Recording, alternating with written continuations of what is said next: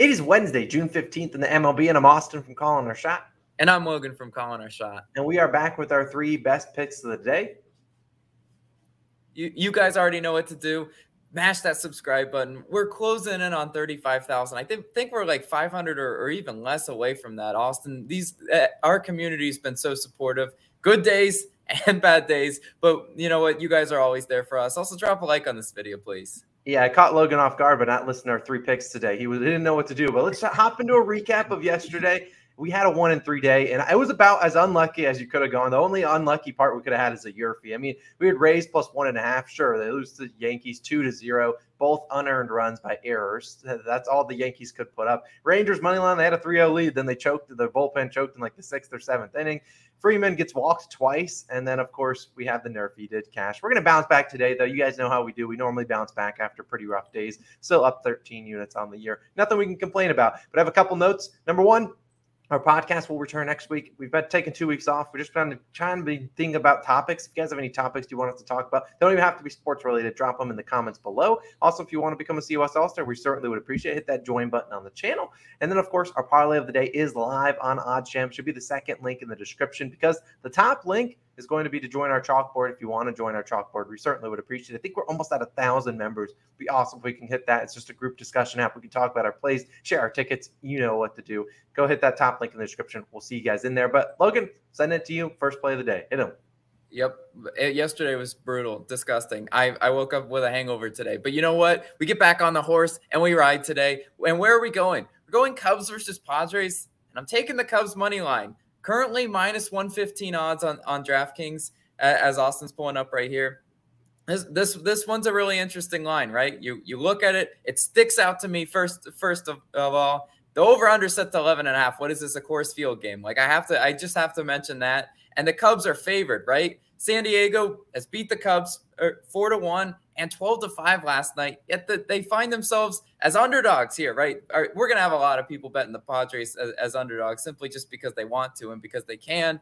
91% of the money and 80% of the bets when we're recording this video is on Padres run line at plus 164 odds. You think the books are just setting the run line at that odds, giving away free money at plus 164? I don't think that's how it works. In my experience, that's definitely not how it works. So who's starting for the Padres today? Because if you're a baseball casual, you have no idea who this guy is. Ryan Weathers hasn't started since 2021.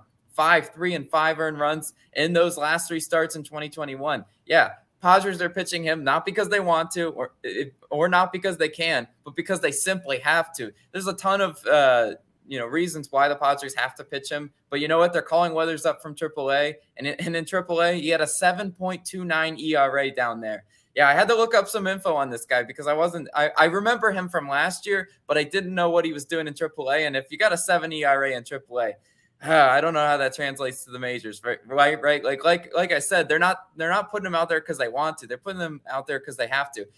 Now he is a lefty, right? Cubs 13th in OPS versus lefties. Also, the Cubs hitting 282 versus left-handed pitchers at Wrigley during the month of June. They should be able to hit Weathers with the total over under like 11.5. They better hit him, right? That's the only reason they're going to be able to hit there. And Chicago is hitting 301 in batting average in balls in play in Wrigley. That's 11th best in the MLB. I'll take the home Cubs. I'll take the home Cubs any day of the week when they're not just weird underdogs versus the Padres. I don't think the Padres are necessarily a juggernaut team like everyone's touting them to be, especially after those last 2 wins. Now, who's starting for the Cubs, right?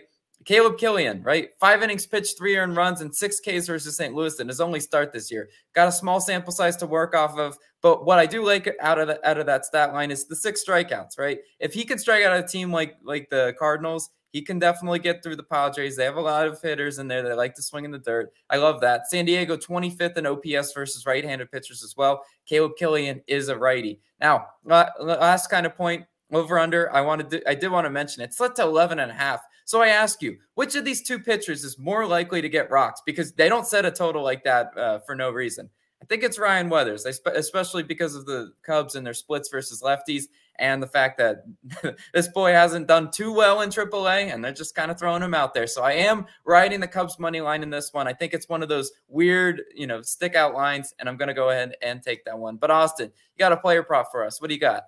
I got a man by the name of Spencer Strider, and I'm taking his under 6.5 strikeouts on -122 on FanDuel. Now, I do have to bring this up. I don't really love taking props like this. Not that it's just K props. The fact that we only have 2 books, well, really just 1 book with the line. We see FanDuel with -122 on the under 6.5, and then PrizePicks is at 5.5. I probably wouldn't take it at 5.5, and you'll understand why. But I would wait until we see other lines that come out. Could this -122 be the best line that we get today? Possibly. Could it be, the worst line we get today? Also a chance. We never really know. But Strider, he's been pretty solid this year, but he is a reliever turned starter. So he doesn't necessarily have, the longest leash in the world. If he starts off rocky, probably going to take him out. But he started 3 games so far since turning into a full-time starter. He struck out 7, 5, and 8 batters. So obviously going under only once, but on the hook in one of those games as well. If we look at the 2 teams that he hit the over against, the Diamondbacks and the Pirates. Now, no offense to those teams, but they strike out a lot. They strike out the second most and the third most and the 4th most in the MLB. Look, if Strider's a guy that has strikeout, he has put away pitches,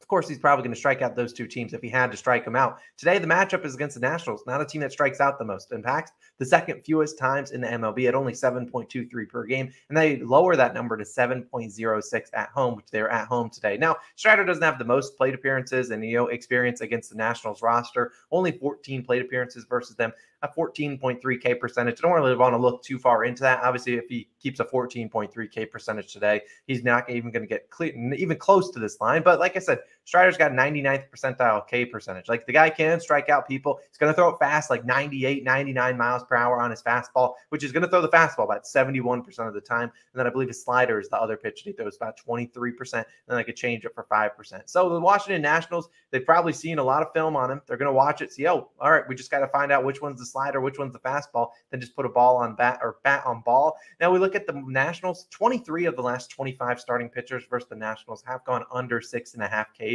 Max Fried pitched super well yesterday. He still ended with only 6 Ks, and he has a much longer leash than they will give Strider. Now, I'm looking at the line, doing a little bit of line reading like Logan does.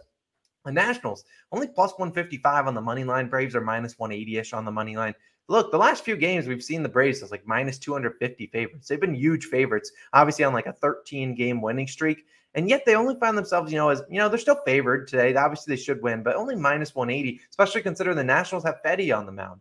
If you look at the Braves splits, I bet you'll see a lot of people on Twitter or on YouTube putting out Braves props because a lot of them have hit Fetty pretty well, whether that's Marcell Ozuna, Austin Riley, Matt Olson. All these guys have pretty good splits versus them, yet you see them only as minus 180 favorites. So I think Strider might give up some runs today, which is going to get him out of the game. He's only faced 22, 19, and 19 batters in his 3 starts, average of 4.18 pitches per plate appearance, which is pretty high. In fact, it's barely cracks the top 50 of starting eligible pitchers. So he's not an eligible pitcher, only 3 starts. But if you were eligible, he would be near the bottom at like 48 or 50 in terms of 50 pitches per plate appearance. So I'm fading the mustache today, Quadzilla, whatever you want to call him. I'm going to fade him. I'm going to take his under in strikeouts. I don't necessarily know. Hopefully the line comes out on a lot of other books around the same value, but taking Spencer Strider under 6.5 strikeouts. But that's my player prop of the day. But Logan, you know what time it is, baby. It is Nerve Nation time. This is what people come here for. We've quietly turned around the segment. I remember us getting a ton of people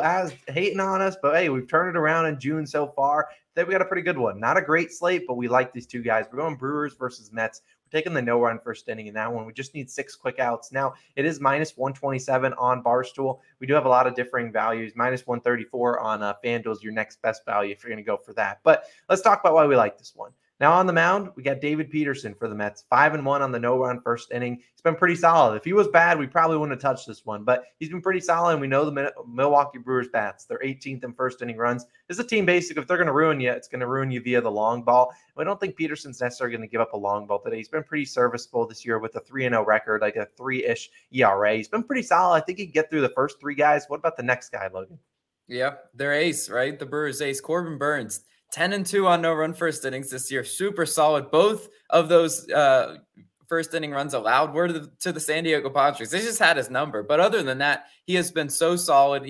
Burnes 8th best in strikeout to walk ratio, which is exactly what we don't want in the no-run first inning. We don't need any garbage walks, any putting runners in scoring position, because the Mets are good at drawing walks, right? The Mets are good at getting those hits and walks especially in the first inning, right? Mets 5th in first inning runs, but that's, Corbin Burnes is able to counteract that, right? He's one of those pitchers that the first time through the order, he's dealing. He's usually really hard to hit because he has those put away pitches in that upper echelon of the league. The over under to this game set to 7.5 for a reason, right? The Corbin Burnes game always sets that lower over under, and that's really conducive for the no-run first inning. I think Corbin Burnes can get us the 3 outs we need. I think Peterson also gets us those 3 outs we need. I think we weigh the flags again. Now, I do want to mention the other no-run first inning that we did consider. We did consider Rays versus Yankees. That one's got the battle of the aces, Nestor Cortez and Shane McClanahan.